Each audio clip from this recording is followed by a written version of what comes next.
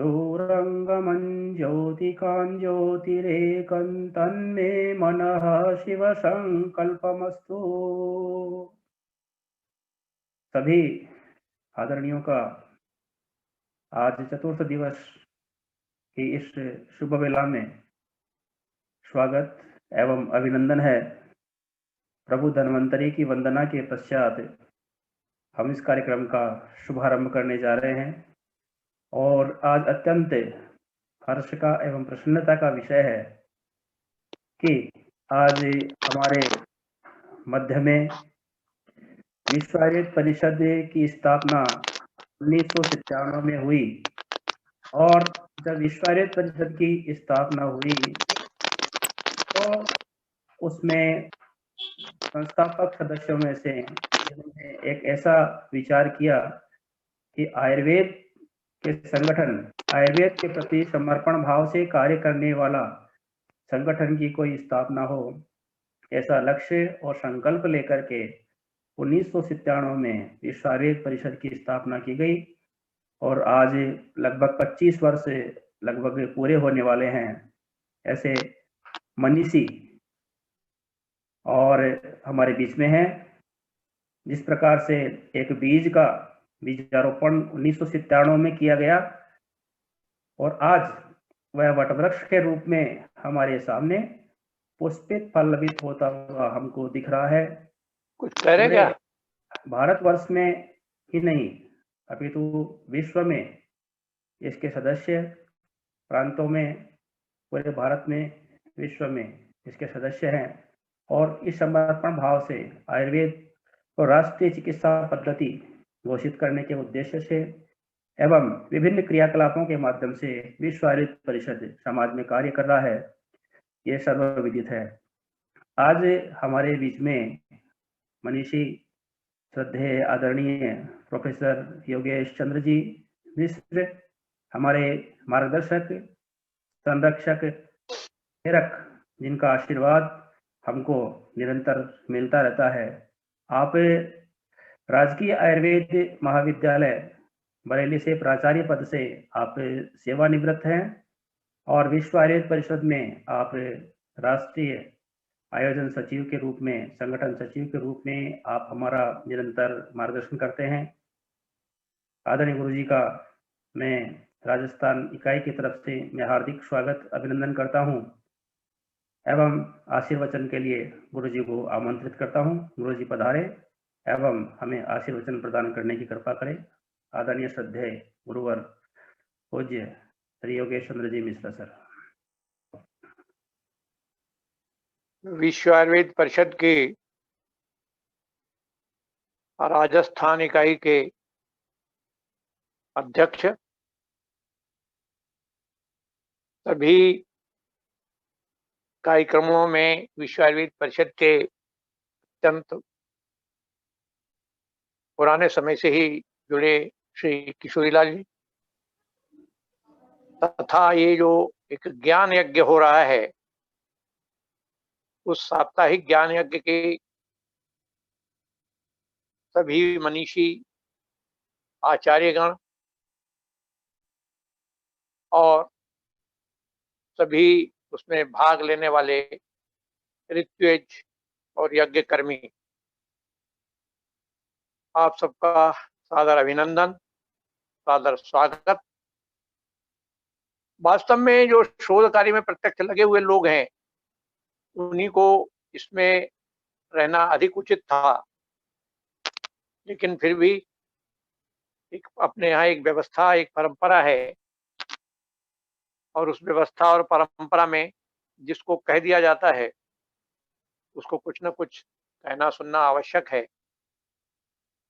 इस क्रम में मैं आप लोगों के बीच में उपस्थित हूँ। इसका समय बहुत ही सुविचारित है। अभी 2 दिन बाद, आज 10 तारीख है, 12 तारीख को इस विश्व के युवा पीढ़ी के जो आइकन पर्सन हैं, जो अपने मॉडल हो सकते हैं, ऐसे स्वामी विवेकानंद जी का, जन्मतिथि 12 जनवरी।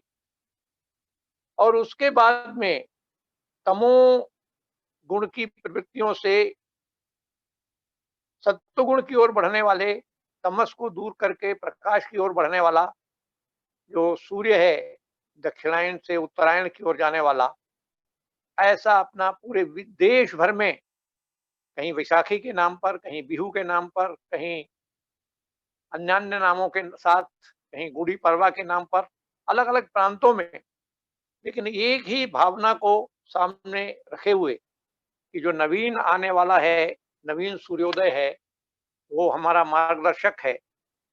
इस भावना से ओतप्रोत मकर संक्रांति, इन दोनों ही विषयों पर आप सब लोगों ने इस कार्यक्रम का जो आयोजन किया है, आयुर्वेद के ऊपर एक ही लांछन, ये लांछन मैं इसलिए कह रहा हूं कि जो लोग बात करते हैं उनकी कोई आयुर्वेद में श्रद्धा नहीं है। वो कोई अवसर ढूंढते हैं कि आयुर्वेद को कैसे भी, आयुर्वेद के लोगों का आत्मविश्वास तोड़ा जाए। तो ऐसे लोगों का एक ही कहना है कि आयुर्वेद में रिसर्च नहीं है, आयुर्वेद में रिसर्च नहीं है। तो ऐसे रिसर्च करने वाले जो पुरोधा हैं, रिसर्च कराने वाले भी और रिसर्च करने वाले भी, उन लोगों का एक एकत्रीकरण, इतना बड़ा विशाल एकत्रीकरण आप लोगों ने जो किया है, निश्चित रूप से एक बहुत ही महत्वपूर्ण और उपयोगी कार्य आप लोगों के माध्यम से हो रहा है। अभी जो विषय आज लिए जाएंगे या पिछले 3 दिन से चल रहे हैं, बहुत ही महत्वपूर्ण विषय हैं।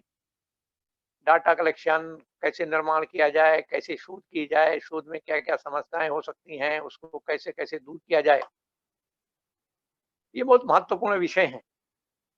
लेकिन इससे भी महत्वपूर्ण विषय ये है कि शोध कार्य में जो लोग लगे हुए हैं और दूसरी ओर वो शक्तियां जो कि हमारा मनोबल तोड़ने के लिए लगी हुई हैं, उन लोगों को सामना करना ये कोई एक दिन का काम नहीं है। ये निश्चित रूप से एक बहुत बड़ा और उपयोगी काम है। तो आप लोग जो शोध के कार्य में लगे हैं, उनको मेरा एक निवेदन है। बहुत पुरानी चर्चा में नहीं करता, कभी चरक रहे होंगे, कभी दड़बल रहे होंगे, कभी काश्यप रहे होंगे, कभी जीवक रहे होंगे, कभी वृद्ध जीवक रहे होंगे, लेकिन ये समस्या मनोबल तोड़ने वाली हर समय रही है। काश्यप संहिता के खिलस्तान में अगर आप पढ़ेंगे तो उसमें आया कि कनखल में लोग इकट्ठे हुए और किसी एक विद्वान ने, जीवक ने अपना ज्ञान उनके सामने प्रस्तुत किया और सब लोगों ने उस ज्ञान को बाल भाषित कह करके तिरस्कृत किया। अरे क्या आपके पास ज्ञान है, आप क्या है। फिर उसने ज्ञान गंगा में डुबकी लगाई, हालांकि ये रूपक के रूप में है, और उसके बाद में जब वो बलि पलित के रूप में प्रस्तुत हुआ तब लोगों ने कहा नहीं नहीं, अब ये ज्ञान बहुत श्रेष्ठ है। तो वास्तव में यदि जब उसको ये कहा गया कि आपका ज्ञान बेकार है और वो उससे हतप्रभ होकर के चल देता, तो शायद काश्यप संहिता या इस रूप में, जिस रूप में हम लोगों के पास उपलब्ध है, नहीं होती।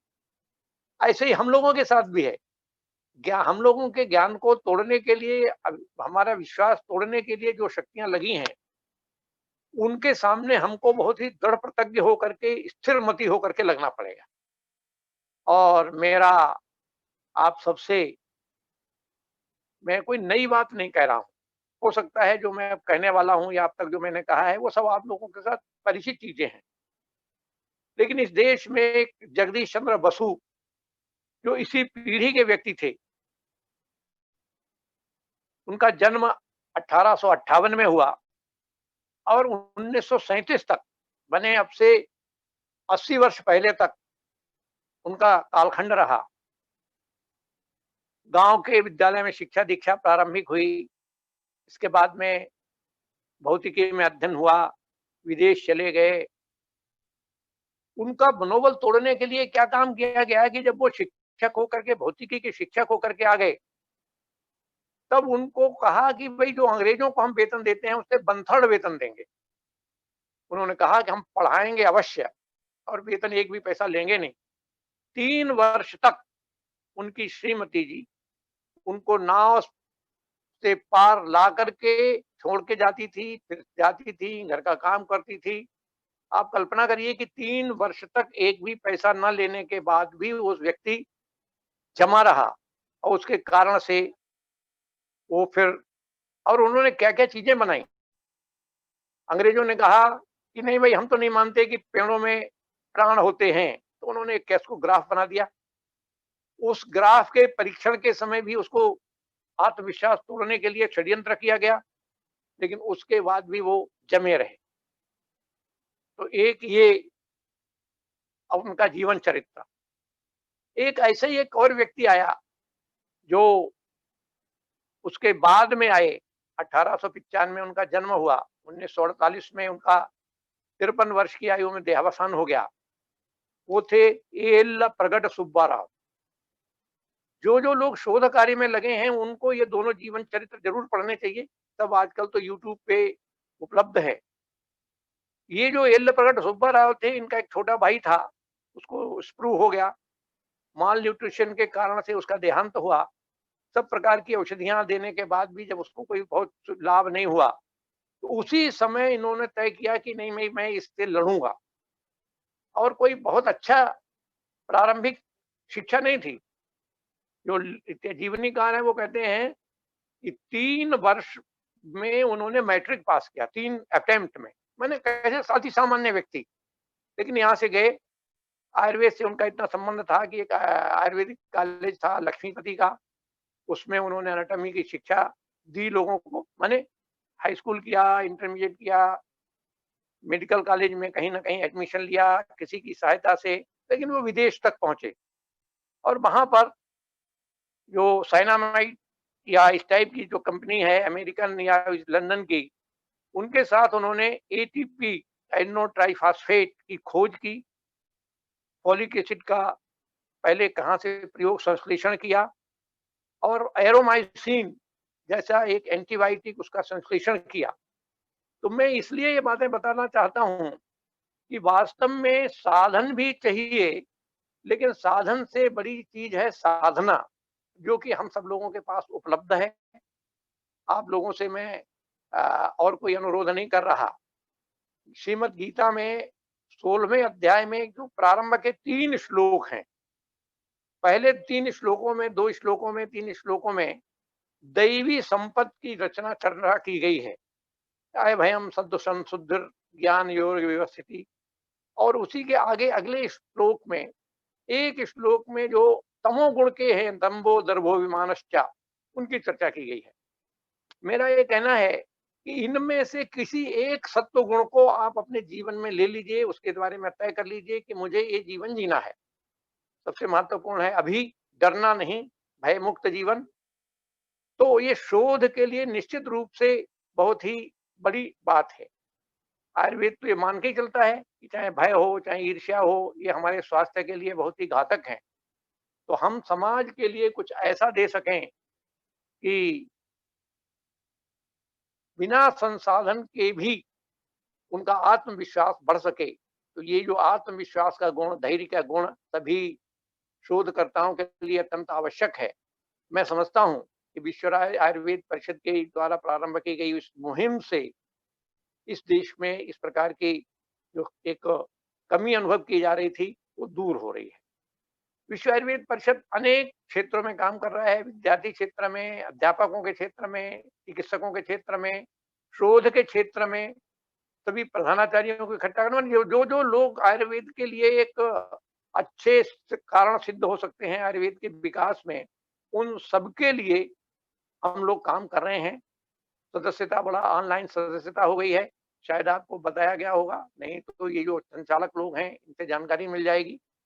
कुल 1100 रुपए में आजीवन सदस्यता है। तो सदस्यता का आग्रह मैं इसलिए कर रहा हूँ कि मैं उसका ही संगठन सचिव भी हूँ और उसके नाते से जो एक बार आप जुड़ेंगे तो आपको क्या करना है, ये इतना ओपन एंडेड ऑर्गेनाइजेशन है कि उसमें जो जुड़ेगा उसके मन में जो भी हो आयुर्वेद के विकास के लिए, आयुर्वेद के विस्तार के लिए, वो अपना करने के लिए स्वतंत्र है। कोई ना बंधन नहीं है, बस एक अनुशासन है। ये एक अनुशासन ये कि सब लोग मिलजुल करके बिना ईर्ष्या द्वेष के, बिना भय के काम करें और एक भी गुण आप सब लोगों में, सब गुणी लोग हैं, नहीं गुणी नहीं होते तो यहाँ तक नहीं आते। फिर भी ये फिसलन भरा मार्ग है, तो वो फिसलन भरे मार्ग को बचने के लिए किसी एक गुण की, चाहे सत्य की, चाहे अभय की, और यही गुण रसायन का जो अपना चैप्टर है उसमें भी है। सत्यवादा नमक क्रोधम, सत्य अक्रोध के बाद हमने तय की, तो फिर कोई भी कारण होगा, गुस्सा नहीं करनी है अगर निर्णय ले लिया, तो निश्चित रूप से एक सद्गुणी व्यक्ति के रूप में, सद्गुणी समाज के रूप में हम लोग खड़े होंगे। तो ऐसे इनमें से किसी एक गुण को, दो गुण को चर्चा करके उनको अपने जीवन में उतारें, उस मार्ग पर चलें। साधनों की आवश्यकता जरूर होती है, लेकिन साधनों से अधिक आवश्यकता है शोध कार्य में साधना की होती है।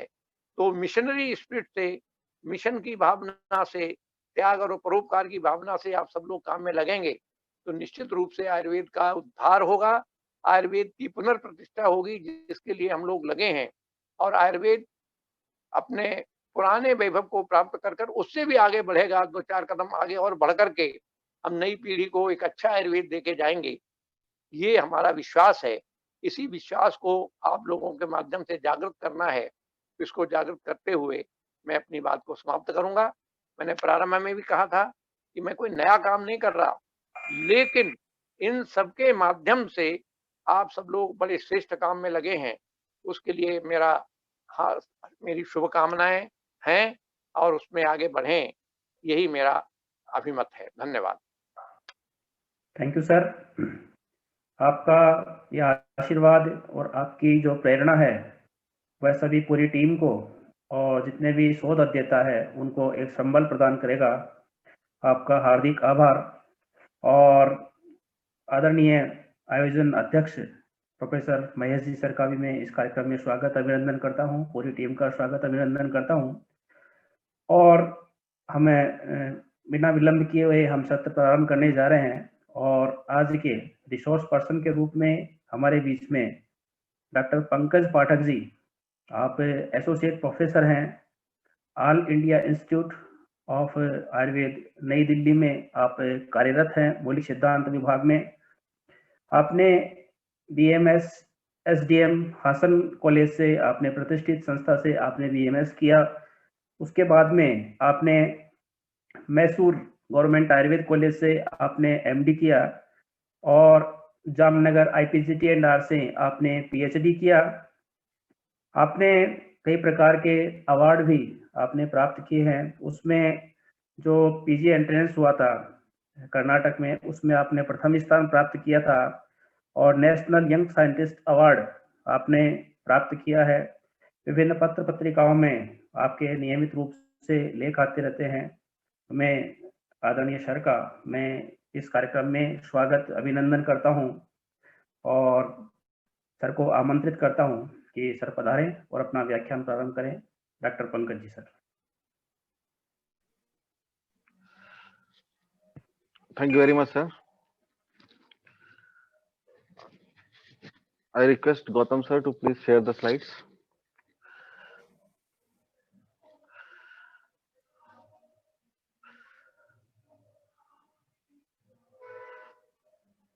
Thank you, sir. Yes, sir. So yes, sir. Okay. Shall I continue, sir, now? Yes, continue, please. Yes, sir. So I'm presenting on the topic manuscriptology. So this topic actually needs very keen interest, because this is the topic which we neglect a lot. I think that most of the students who are joined here are the postgraduate scholars. So when the word comes manuscriptology, they will just think of the first paper of research. In that one topic is there, manuscriptology, and they will read just 4 or 5 lines and they will try to cover it up for exam point of view. So what is the importance of this topic? So this topic does not belong to only one branch of Ayurveda. I cannot say that manuscriptology belongs to Samhita Siddhanta branch. Manuscriptology is the subject which is prevailing in the all branches of Ayurveda. Because when we find a manuscript, Manuscript, nothing is a written document in the traditional form, and that is available through different resources. So it can be of any subject. If a Shalya person gets a manuscript related to Shalya Tantra, so in that particular manuscript, that manuscript may contain the topics related to the surgery, like for example, wound healing. Some special methods might have been explained, some new drugs might have come. So we should try to understand this topic. And I feel after listening to this presentation, your interest will be more towards the understanding and adopting manuscriptology in your future research works. And that will help the scholar and also to the science. Next slide, please, sir.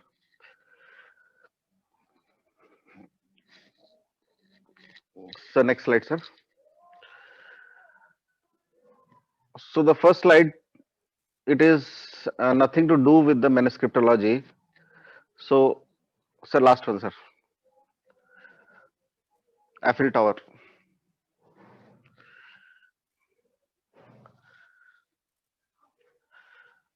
So this slide I have put with because of some specific reason. So you can see the same Eiffel Tower, but there is a difference in the picture. So difference is it is not that one lady is standing. That is not the difference actually. What I want to show is one picture is black and white and other picture is colorful. So this is what we percept. If I put some colorful things in front of you, definitely you are going to like that thing, and you will not like the things which are black and white or old things. So that is what happening with the subject of manuscript. So if I give you something old in the black and white form, if I show you the movies of 1940s, 50s, 30s, you may not like the movie because the black and white. When I show you the color things, you will accept it very easily. So this is what is happening with the subject of manuscriptology. Next slide, sir.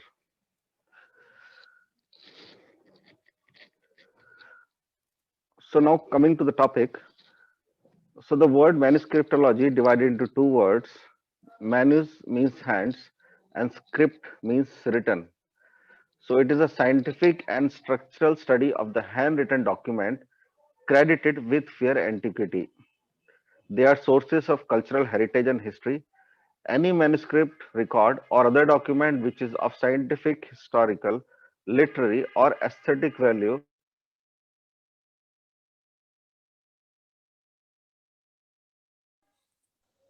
less than 65 years.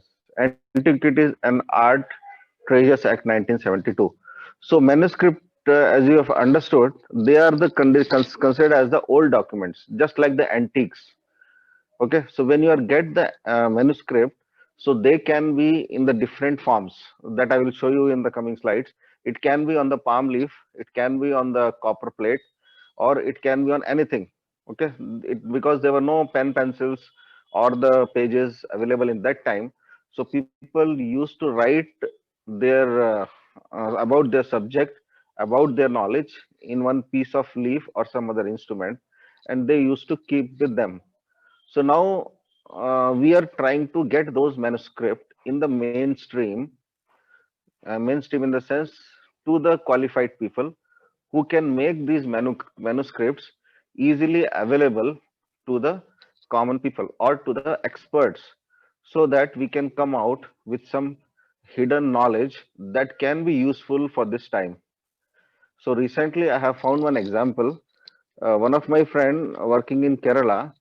So, as you know that Kerala is considered as a hub of Ayurveda. In one home, they found one manuscript. It was from their generations to generations. So great grandparents had few leaves. So their siblings kept it safely, and the whole family was doctor. So it came from that manuscript, the very good treatment of cerebral palsy. And now they are doing they have not told what the drugs they have used, what is mentioned in that, but they found 90% of the disease cause, the 90% of the symptom of the disease cerebral palsy can be completely removed after following that particular treatment, which is mentioned in that particular manuscript. So now they are going for the patents. Once it get patents, they are going to bring it to the public so that it can be useful. So this was just one example. So there are so many places, there are so many peoples who are having this knowledge of Ayurveda in the different forms of manuscript, and that manuscripts are with those families, and that is also one of the problem, one of the hindrance in the propagation of Ayurveda. So people having the profound knowledge of Ayurveda, they are very skillful, they are very vaidyas, practical knowledge about the subject, but they are trying to confine that knowledge within the premises of their family. It is not coming out to the outer world. So that is also the reason we should try to get such knowledge from those older scripts and should propagate Ayurveda. That will help even the society. So in the next slide, manuscript wealth of India, as per this one of the surveys made by Dr. S.C. Vishwas and Dr. M.K. Prajapati on the behalf of INTEC. INTEC refers to Indian National Trust for Art and Cultural Heritage during 1988 and 1990. The following estimate were made. So in manuscript wealth of India has found almost 5 lakhs manuscripts they have found in India. So this is the largest manuscript collection in the world. And you will be surprised, out of those uh, manuscripts, 67% were in the language of Sanskrit. So that's why we call Sanskrit as a mother of all the languages. Other than other Indian languages, 25%, Arabic, Persian, and Tibetan were 8%. So we are having huge wealth of manuscript, and only the thing is we should try to find those manuscripts that we already have received. We should try to work over that. Next slide, sir.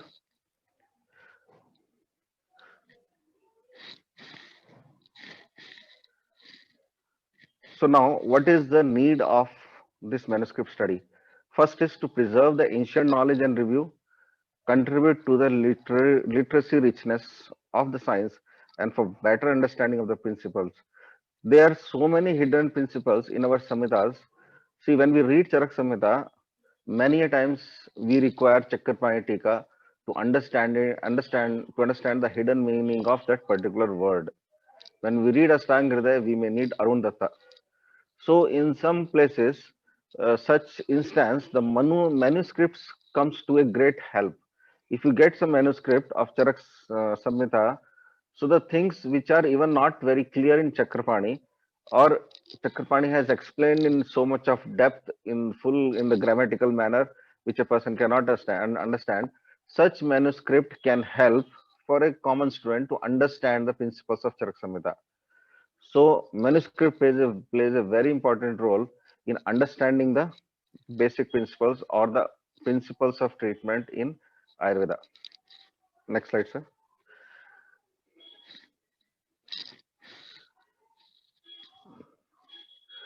Dimensions of knowledge in manuscripts. So actually there is no dimension for the knowledge in manuscripts. You cannot restrict the manuscript only under these 3 headings. But since I'm giving presentation, it should be helpful for the PG scholars. So if you want to mention, you can mention these 3. Otherwise, there is no dimension of knowledge, because innumerable principles, innumerable disease, okay, innumerable topics, innumerable subjects have been explained in different manuscripts, and it itself is a shastra, and it is highly applicable. There are so many examples of such manuscripts which you can see having much of the practical knowledge. Next slide, sir. Physical attributes of manuscript. Now coming, this is the main topic. It will help the students if the first year PG scholars are attending this. So there are 2 aspects, Adheya and Adhara. Adheya are the pictures. So manuscript can be in the form of pictures, scripts, or the lipi. Adhara is like, what is the base for that? Lekhya Samagri means writing surface. Lekhana Samagri, instrument used for writing over the manuscripts. Then Rakshana Samagri, material for binding or preservation. So in first year, this is very, very important question what they get in exams usually. Write a note on the preservation of manuscript, preservation techniques of manuscripts. So these are the topics which first year students especially should remember. Next slide, sir.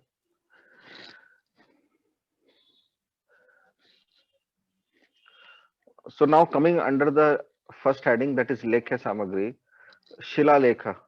This is a very common things, rock edits. If you have visited the different places, you might have seen something is written with the on the stone or stone. They have done some carvings. So this is very commonly found. So this is called a Shila Lekha, writing on the stone. Tamrapatra, inscriptions in the copper plates. So this is also commonly found. Talipatra Grantha, palm leaf.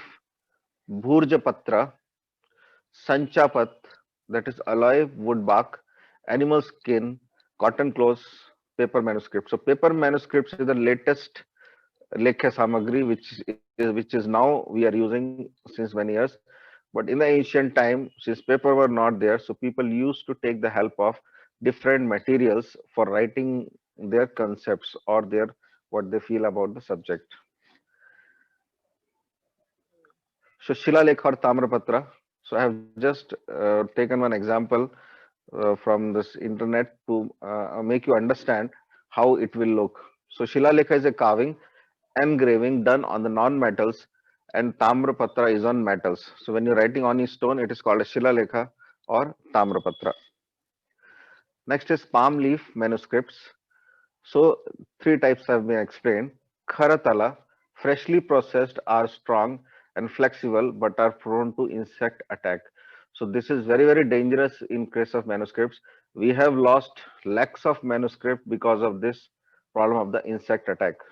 So they have written the manuscript, they have preserved it, but because of some reasons that preservation not happened to that level and it was destroyed. Next is Tali, soft and flexible, most preferred, and Sritala, Coryphera teliera, broader, thinner, and cracks easily. Next is Bhurjapatra, that is inner bark of the silver birch tree is used, commonly used in Kashmir region as this tree is widely available in the foothills of Himalaya, used since 4th BC. Next slide, sir.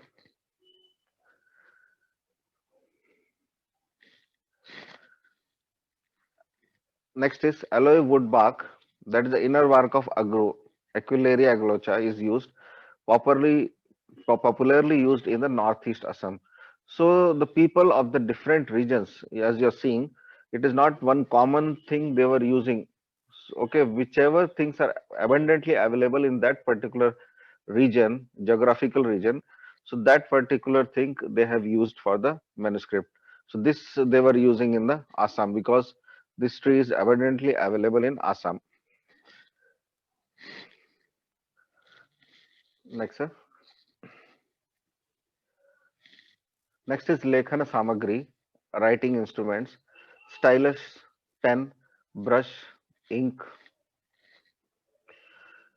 Then writing techniques. This is important. While text and its commentaries are copied, so next, yes, so this slide, are copied and the text is written first continuously followed by the commentary or one of the verses of the text is followed by its commentary. So this is nothing but like Acharya Charka has written the Charak Samhita we have now. On that, Chakrapani has given commentary. Ashtangrita is written on that commentary. So if the manuscript, somebody has written manuscript in the ancient time, it came to his family member or the next doctor. So they have done some addition over that. Okay. So that is what different things. Then punctuation. So if you have seen some manuscript, there are different signs denotes the different meaning. Okay, now we are having full stop, comma, and other things. So they were having some different signs to say about now this is the punctuation mark. Instead of dot, there may be some line. Okay, so this is what is explained in this slide. Next slide, sir.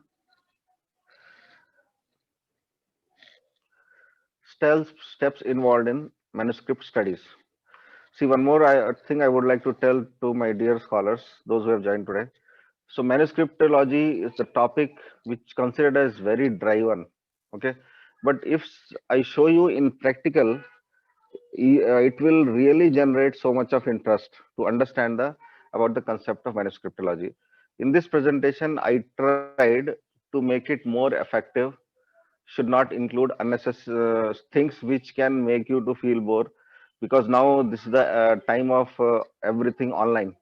So I understand you people might have fed up of this online things. So when we say that online class, people will run away.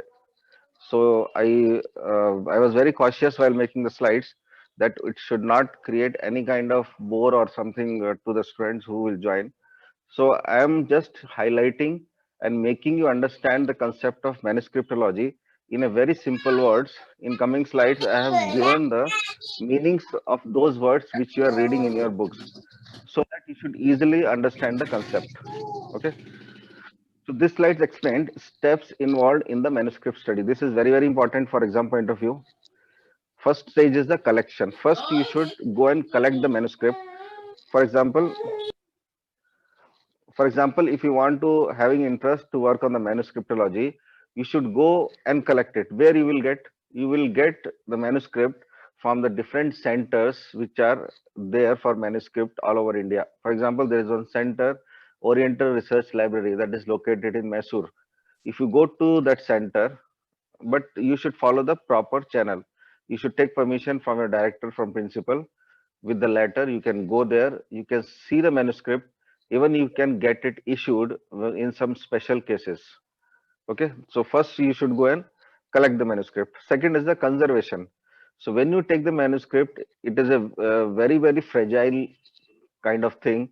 If little bit mishandling, you can destroy that manuscript. So conservation is very important. So once you conserve it, now the digitization. So this is what is going on now. So there is one organization called as National Manuscript Mission by Government of India. So now their digitization of the manuscript is going on.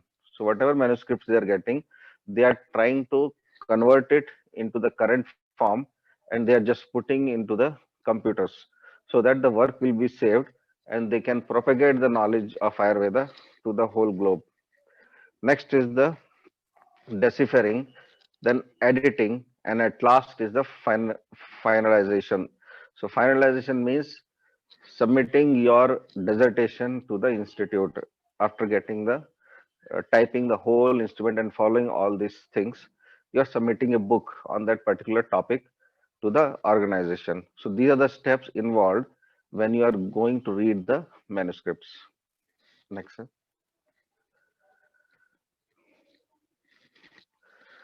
Next is, now I will just take one step. As I told you, I am not taking much of the details here. I will just try to concise myself, taking those things only which can be easily understood and you can remember, and at least it will help you for your exams. So first step, as I told, was the method of collection. The check extent of availability of selected manuscript in catalogs. Check the new catalogorum to find the extent of availability. Check descriptive catalogs to get exact idea of the presence. So if you visit any of the center where manuscripts are available, so the person or the librarian will give you a catalog, like how you're going to your college library. Okay, if you want to find some book, first you will take the catalog. Okay, so there are different types of cataloging. So you'll take that particular catalog and you find whether manuscript of your subject is available, for example. Okay, then you can approach to that particular place or library and take that manuscript. So for example, name of the text Ashwini Kumar Samhita, source Anup Sanskrit Library. It is available, it is there in Bikaner, and this is the source number. Okay, next Ashwini Kumar Samhita, also available in University of Bombay, place Mumbai, that is the number. So likewise, this is one type of the like, it's a kind of catalog which will show the information about the manuscript present at all India level, at different centers of the manuscripts. Okay, but when you go to the particular center, they will show you the available manuscripts which they have. Okay, so this is what called as a method of collection of manuscript. Next slide, sir.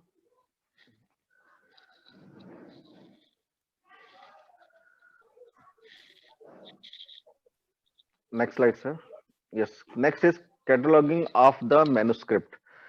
Catalog is a list of books in the library arranged in a definite plan. As already I explained you, what is a catalog? Catalog helps the reader to locate the book easily in a short time. If you don't have a catalog, if you want to find one book in your library and you are not having any catalog, you are going to search the whole library, and that search will not finish even 1 week also. So that much help this cataloging is doing. Okay. Next slide, sir.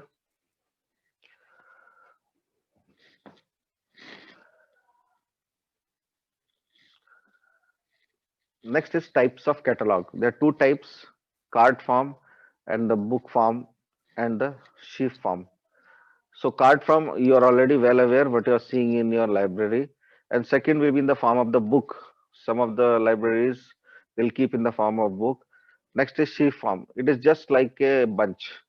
They'll keep the all these manuscripts details in one bunch. That bunch is called as a sheaf. In different books, you may get some other types also. Okay, types of catalog.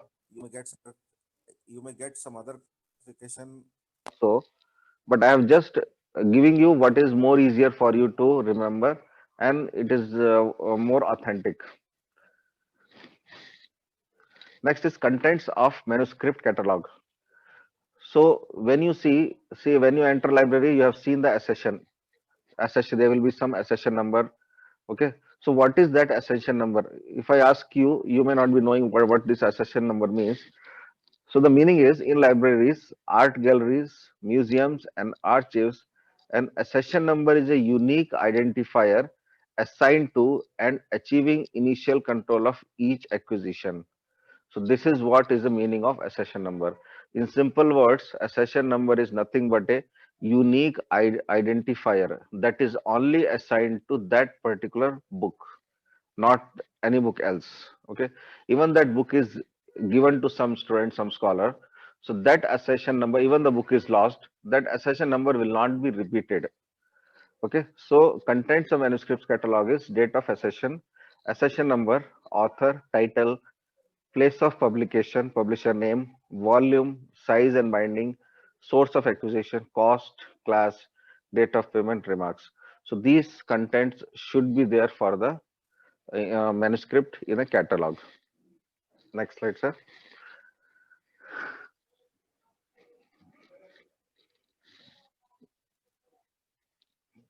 Next slide, sir.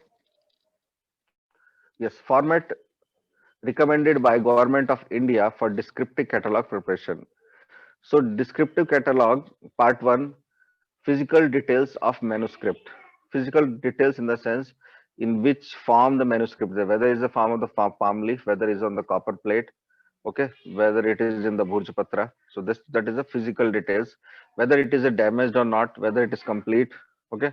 Next is the call number. Now what is call number? Call number is a unique code that has been assigned by a cataloger to an item, and that is affixed to both inside and outside of the item. This number is used in bibliography record for the specific item. It identifies which copy, particularly when more than one copy of identity book is present. So this is what is call number. Next, title, author, material, size in centimeters, number of folios, pages, extent, condition of manuscript, remarks, whether printed, etc. So these are the things which have been recommended by Government of India for descriptive catalog preparation. And in the part 2 of this is shall contain the extracts of manuscript, a few lines in the beginning, a few lines in the end, and the colophon. Next slide, sir.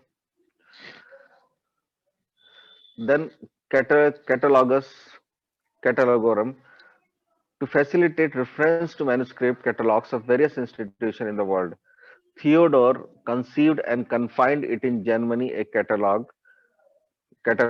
a catalog of catalogs in 3 parts. So this is just for your knowledge. You can remember if it is possible for you. So next slide.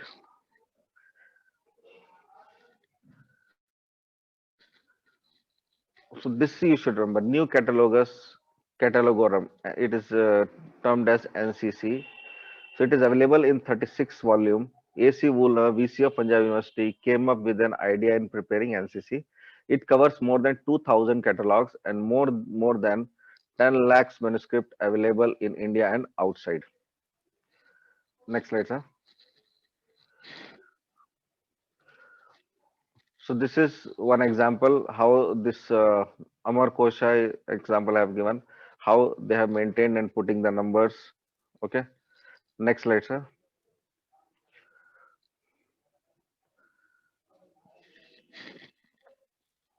Yes, conservation.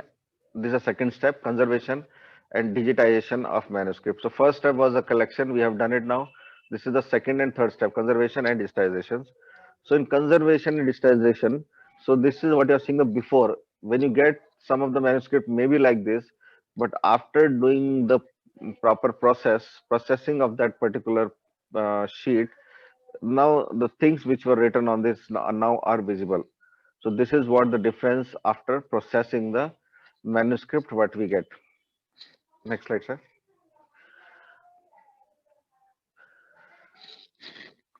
Next is the scribe. This is very, very important. Scribe is a professional who copies manuscript or document for other. So you can, if I tell you more simple word, it is nothing but the author who is writing. Okay, he can be called as Lipikara, Lekhaka. Lekhaka is a Hindi and Sanskrit word, are the Sanskrit names for a scribe. So scribe means the person who is writing the document. So there are three types of scribes in traditional India, that is Pustaka Lekhaka, copied MS, then Kayatha Lekhaka were the writers of the account, then Shasana Lekhaka were the royal scribes. It is just like writing the rules and regulation for the kingdom. That's called as Shasana Lekhaka. So these are the different types of scribe. Next, scribal errors. So this is very common. The errors done by the scribbles are deletion, addition, substitution, orthographic confusion, and transposition. Next slide, sir. So first is deletion or omission. So that means unintentional omission occurs when one word is repeated in many lines that are close to each other. Okay, this is a very, very common things. If I write something or you write something, this is a very common things which can happen. So for example, Hiranya, that name is Pratigraha, Hiranya Pratigraha. So what I have done the yellow things. So out of hurry or something happens and you will forget to write TI and that will become the blunder mistake. Hiranya Pragraha. It should be actually Pratigraha. In the next example, Kinta you for Kintuya. The actual word is Kintuya, but you will forget and you will put one A and this mistake will happen. So this is called as deletion or omission. In the last example, I have written Puro Pavana Vanaspati Nama. Okay. So in this, you have joined the two letters and forgot to add VA and put only Sta. So Puro Pavana Spatinama. Vanaspatinama is not there. So that's a very common mistake what the scriber will do. Next slide. Addition. So additions, intentional additions are called as interpolations. Okay, sometimes some text or words are added to improve the understanding ability of the original text. Okay, purposefully when you are adding something to give the weightage to the meaning of that particular word, that is called as a additions, and those additions are called as interpolations. But when an unintentional additions happens without your knowledge, you have added something, that are the repetition of single letters occurs due to scribe carelessness. It means you are not very keen to do that particular work and you have done this mistake. Next slide, sir. Next is the substitution. Substitution usually is an intentional error. That means you want to substitute something with the other. And as you know, wherever you put substitute, the substitute cannot be like the original one. Okay, so substitute always will be substitute. So that's why it is called as the intentional error. So this common thing you have seen during the matches, when player is injured, substitute player will be sent, but that substitute player cannot be how the original player was. So same case is the here. So substitution will also be sorted to when some of the words in the original text are archaic that the reader of the time of copying will not understand it.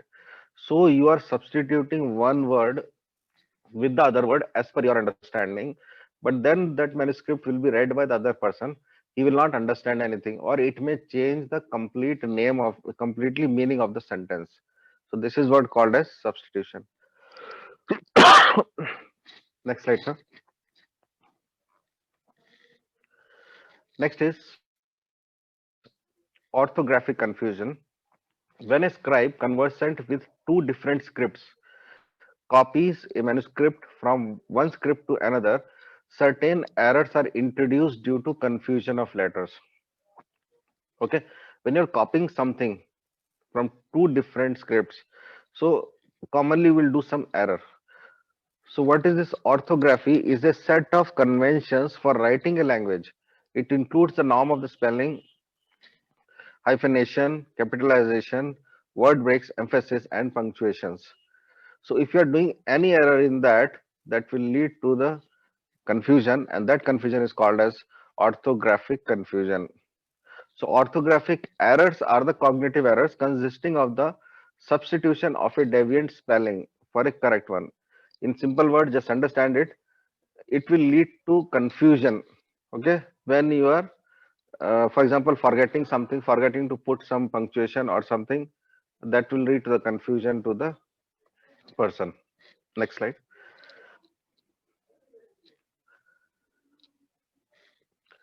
Next is transposition. Phonemes and words get transposed involuntarily. It may be affected voluntarily to guard against possibility of meta-analysis. Now, in this one word has come phenome. Okay, phonemes. The definition is a sound in a language that has its own distinct sound. Okay, so in example is given car. So the letter is C, but the word becomes the car. It cannot. You cannot call it as sar. The word is C. Okay, when you say the ka means K, you cannot tell K-A-R is car. Car is C-R. So it is a specific sound for that particular letter. Okay. Jnane cha, jnane na cha anya becomes jnane cha nanyo. So this is called as a transposition. Next slide, sir.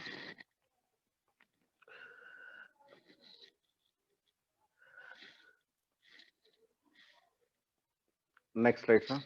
So step 4, transcription, translation, and analysis. So transcription is reading manuscript as such is very difficult. After writing it to a paper makes the work easy. Manuscripts are available in different languages and one can copy as such. Okay, so that means our parents, grandparents used to say when we read something, so they will tell don't read and by heart, you should write and by heart. So when you write something, many time it happens you will understand half of the things. So that is called a transcription.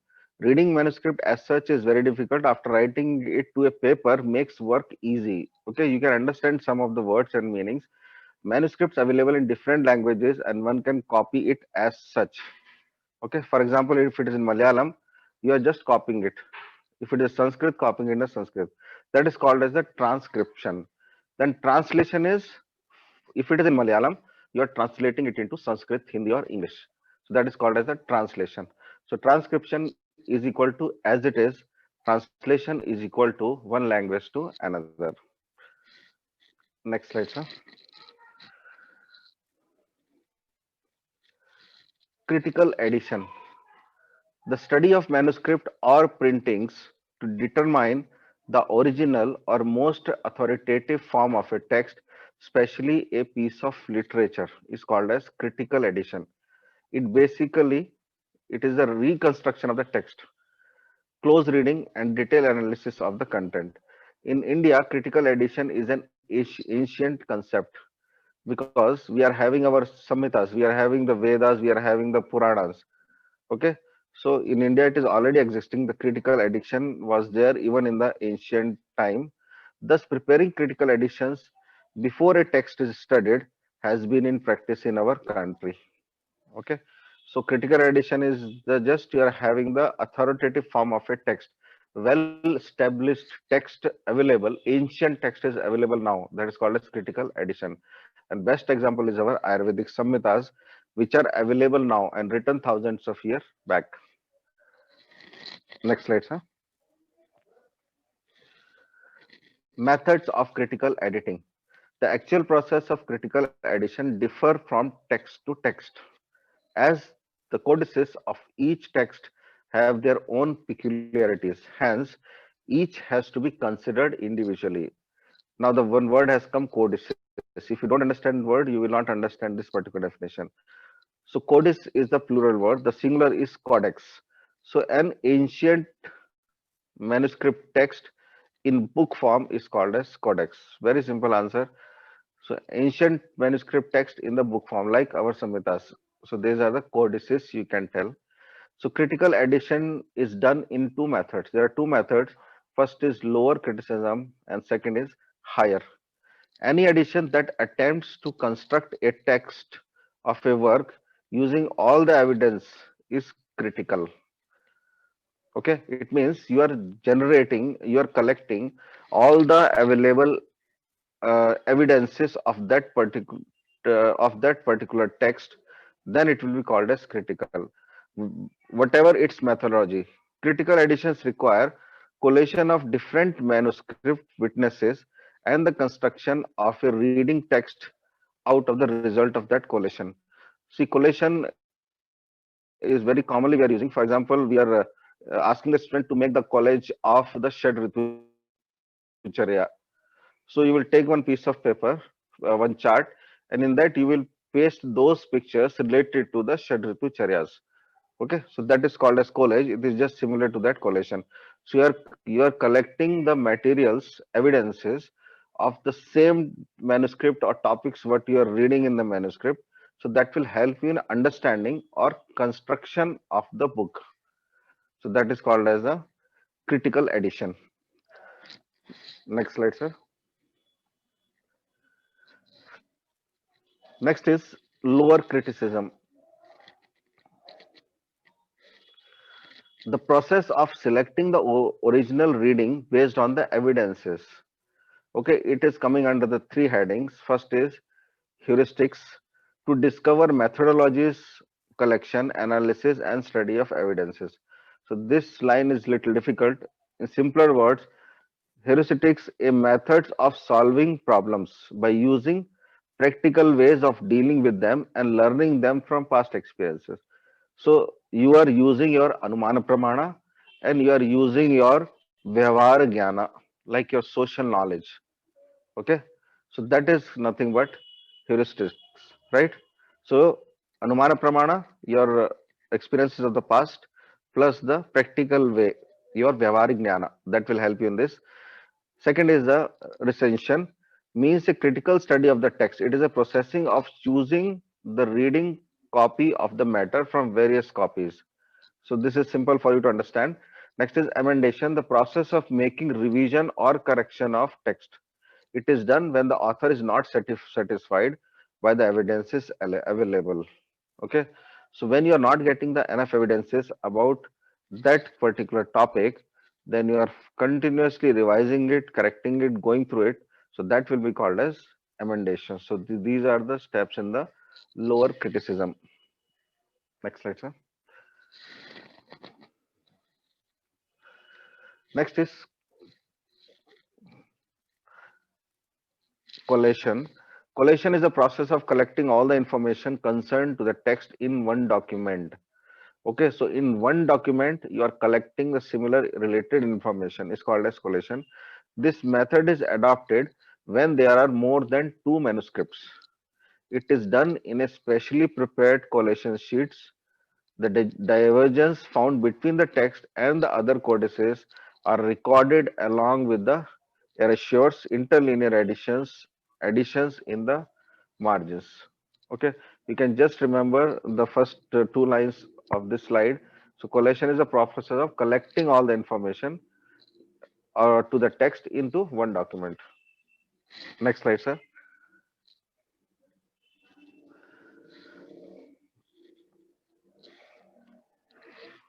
Next slide, sir. Skip this slide. Next slide.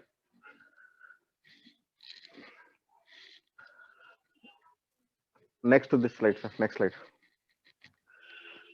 So these are the few examples how the this manuscript was from the Jamnagar, what was received by the author, and further it was worked on it, and they made. So this is what this whole manuscript says. So I hope this is a very familiar shloka to all of you. Vakshati hi shlokasthanam samudishtam tantrasya shira shubham chatushkanam arthasnam stane asmin sangrahakrita. Okay, so this is how the ultimate, the final work will come like this. So what is written in the whole paragraph has come into this particular form. Next slide, sir.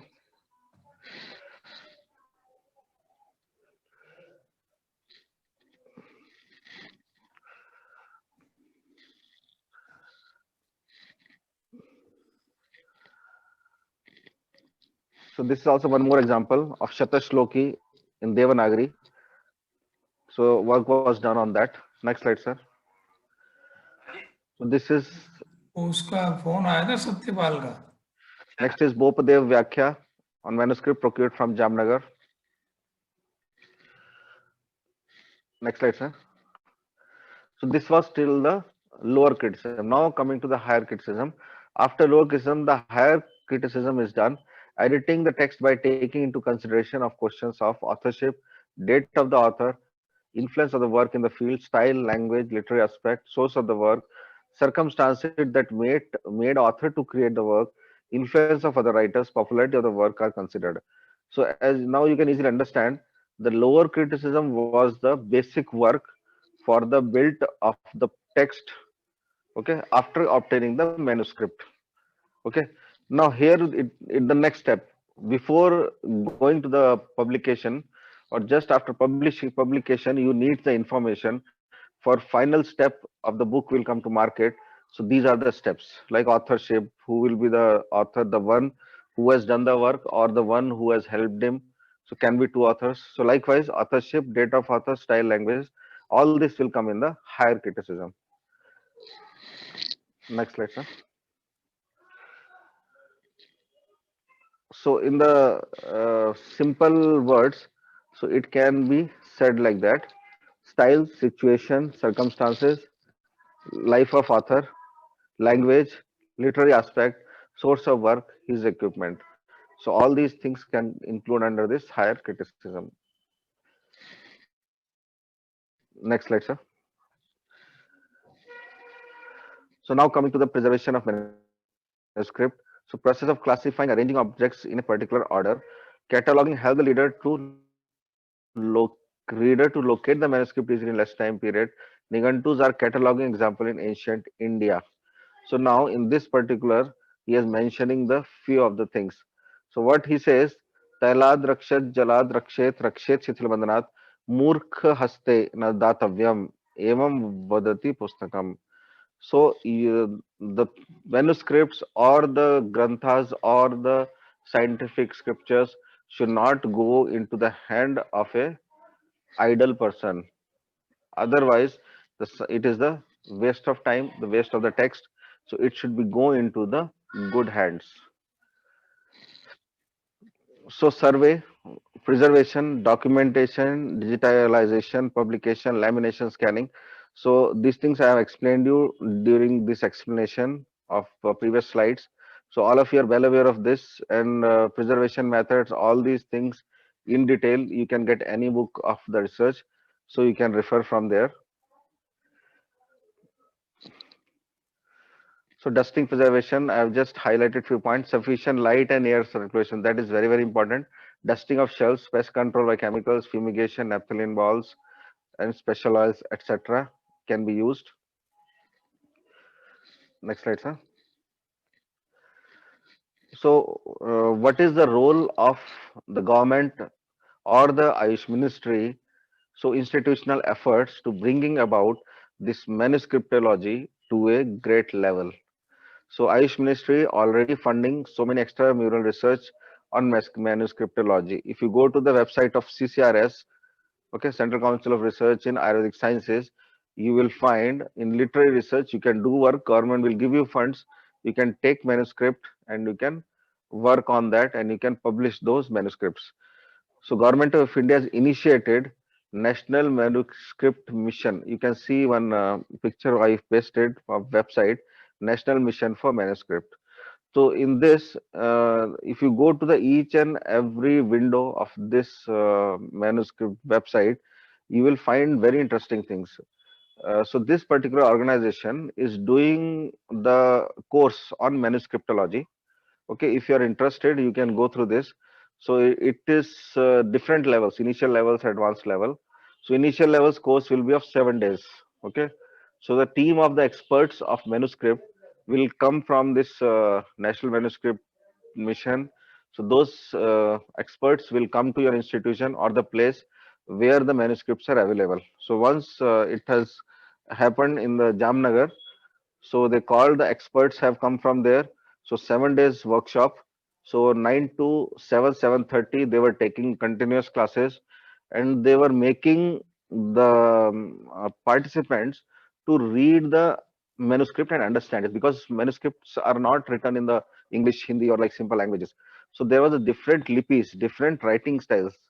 So to understanding that writing style, you need to be, you should attend those courses. Then only by yourself you can understand the manuscript. So you can go into the details of this particular courses. You can attend these workshops if you want to work on manuscripts. Next slide, sir. So sources of Ayurvedic manuscripts: old libraries, various ashrams, traditional physicians, temples, museum. Already we have discussed this point. So this is the one example which I have seen myself. This is Oriental Research Institute in Mysore.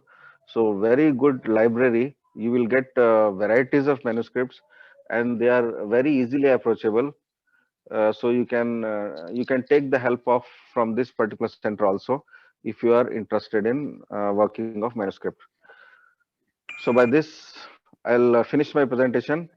So thank you for bearing me for 1 hour. It was very difficult to confine student at one place, or I don't know, many of you might have ran in the starting keeping your mobile on, but I try to explain you in the very easy way about the manuscripts. If you have questions, please you can ask me. Thank you sir, आपने बिल्कुल point two point आपने जो विषय था आपका, उस विषय के अनुसार आपने पॉइंट टू पॉइंट अपने विषय को रखा है और सभी स्कॉलर्स को बहुत अच्छा लगा, जैसे कमेंट बॉक्स में हमको देखने को मिला। और अगर पांडुलिपि की अगर बात करें तो जामनगर विश्वविद्यालय में एक पूरा संग्रहालय पांडुलिपि का बना हुआ है। कभी आप लोगों को जाने का अवसर मिले तो निश्चित रूप से उसको देखना। वो निश्चित रूप से बहुत अच्छा संग्रहालय वहाँ पे बना हुआ है। तो डॉक्टर पंकज जी ने बहुत अच्छा प्रेजेंटेशन दिया है, उनका धन्यवाद, आभार। और अभी समय है प्रश्न का। मैं आयोजन सचिव डॉक्टर विनोद जी से आग्रह करूंगा कि वो इस सत्र को प्रारंभ करने का कष्ट करें। Doctor Vinod ji. Sir, thank you, Dr. Pankaj Pathak ji, for a nice lecture and presentation. I request to all faculty members and PG scholars, please you can ask your questions by unmuting your mics directly. आप लोग direct अगर आपको कोई question हो इस topic से related, और जैसा कि डॉक्टर पंकज ने पहले भी कहा है, आयुर्वेद रिसर्च से रिलेटेड अदर क्वेश्चंस भी आप पूछ सकते हैं। तो आप चाहें तो डायरेक्टली अपना माइक अनम्यूट करके डायरेक्ट क्वेश्चन भी कर सकते हैं। आपके जो चैट बॉक्स में जो क्वेश्चन आए हैं वो मैं सर को बता देता हूँ। सर, इसमें कुछ क्वेश्चन आए हैं। Please explain deciphering. Yes sir, sir deciphering का सिंपल वर्ड में मीनिंग है किसी विषय में सफल होना। to get success in one particular knowledge is called as deciphering. To get Oh. successful in one particular stream. जी. What is the period of manuscript before Vedic?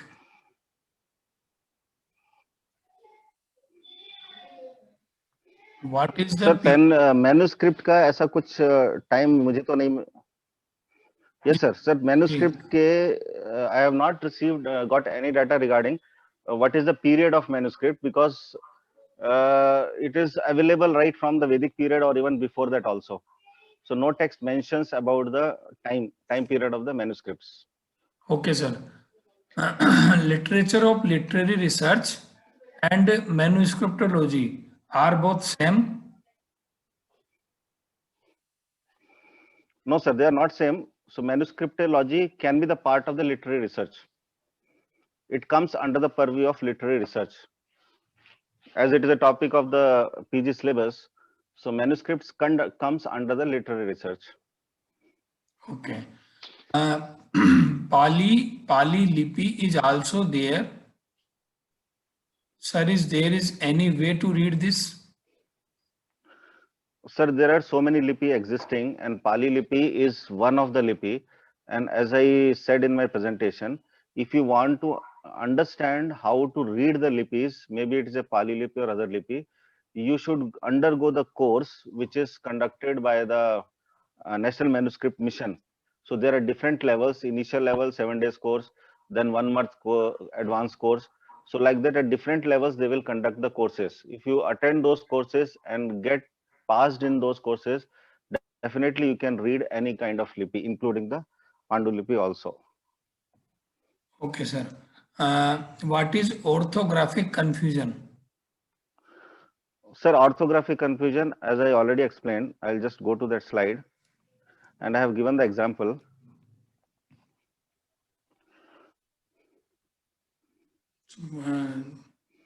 Slide पर वापस से चलाएं? नहीं, जरूरत नहीं सर. ओके. अगर आप चलाएंगे तो उनको और अच्छे से इजीली समझ आ जाएगा सर, इफ अगर टाइम परमिट करे तो. हाँ, चला देते, कोई इश्यू नहीं. आप मुझे बता दीजिएगा. बताइए कौन सी वाली स्लाइड पे जाना है? Yes sir.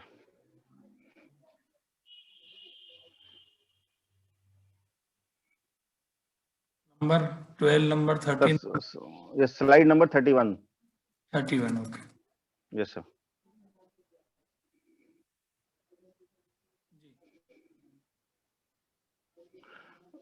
So what does it mean? Hello sir, सुन पा रहे हैं sir? Yes sir. Yes sir.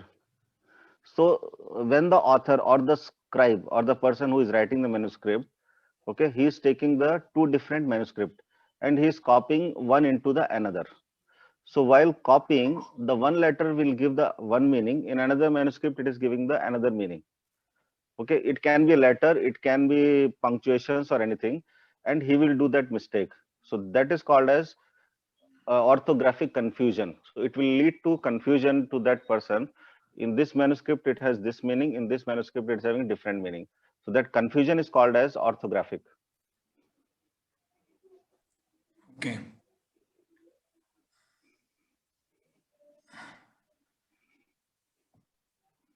और किसी का कोई पूछ सकते हैं?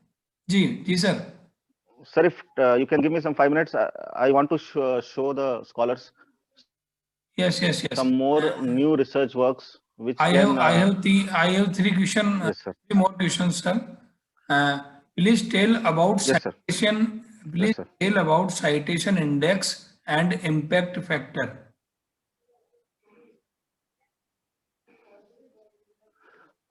So this already it has been done, but still I will tell you by other presenters.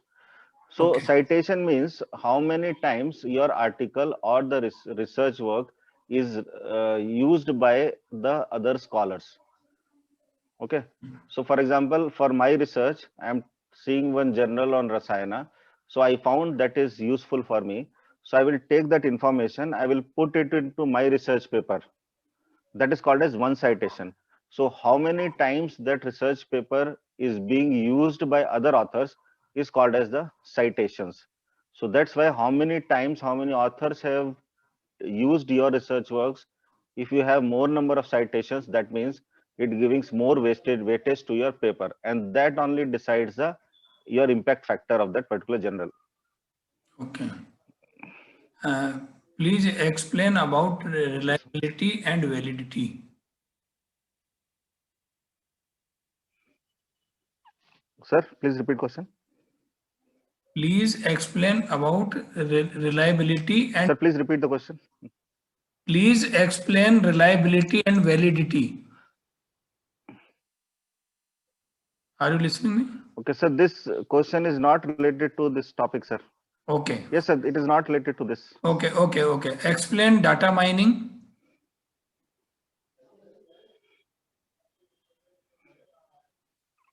Please. Sir, it is also not coming this topic. Okay.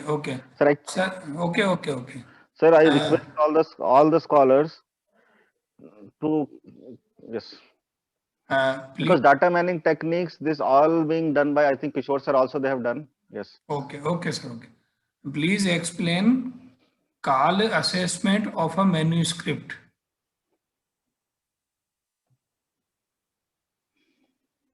Yes, sir. How to assess the time? Yeah. Sir, there are different techniques to find how much old the manuscript is. So there is one method called as carbon dating. So by that particular method also, manuscript, how much year old it is, it can be established. It is a different science to find out the time period of those particular manuscripts. Okay, sir. Now you can share your comments or views. आप जो share करना चाह रहे थे. Yes, sir. जी. Yes, sir. Yes, sir.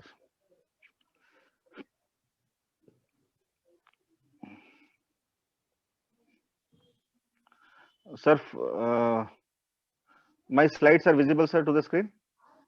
नहीं sir, अभी आप शायद शेयर नहीं कर पाए ना. अच्छा, ओके. आप वो शेयर पे जाके करिए सर. मैंने आपको को होस्ट बना दिया है. Yes sir. आप करिए. स्क्रीन शेयर पे जाके ग्रीन. Yes sir. जी.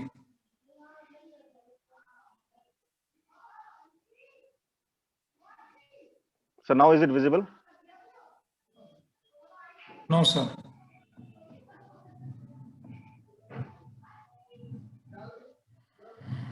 नीचे शेयर स्क्रीन पे क्लिक करके फिर आपको वो ओपन करना पड़ेगा.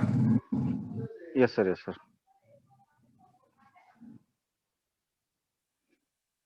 Okay, sir. Now it will come. And data mining sir आज के टॉपिक में भी लिस्टेड था शायद आपके उसमें टॉपिक में.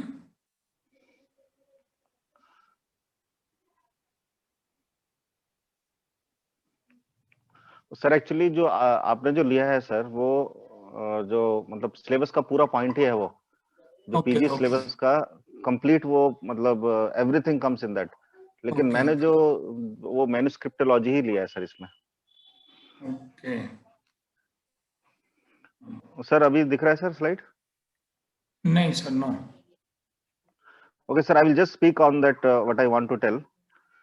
So as the PG scholars are the part of this particular session, so I request you all, if you want to do something good research in Ayurveda, apart from the researches what you are doing till now, you can go through the different references where we get so many questions. For example, when you are talking about when you're telling the patient, you should use this particular diet for your food. For example, if you're getting a patient and you want to tell something, you have to take more sattvic ahara. Okay. In that case, patient will not understand anything. What do you mean by sattvic ahara? Okay.